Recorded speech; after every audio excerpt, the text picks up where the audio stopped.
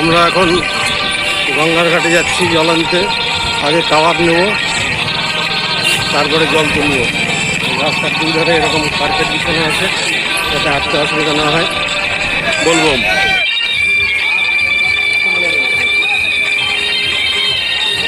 চলে আসছি কাওয়ারের দোকানে। এই যে কাওয়ারের জন্য বাস, এবার কাওয়ার তৈরি করা হবে সবার জন্য।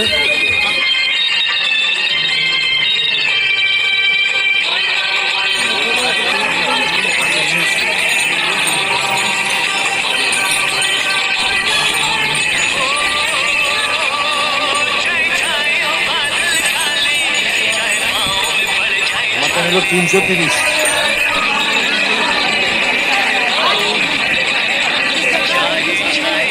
গঙ্গা নদী জোয়ার চলছে।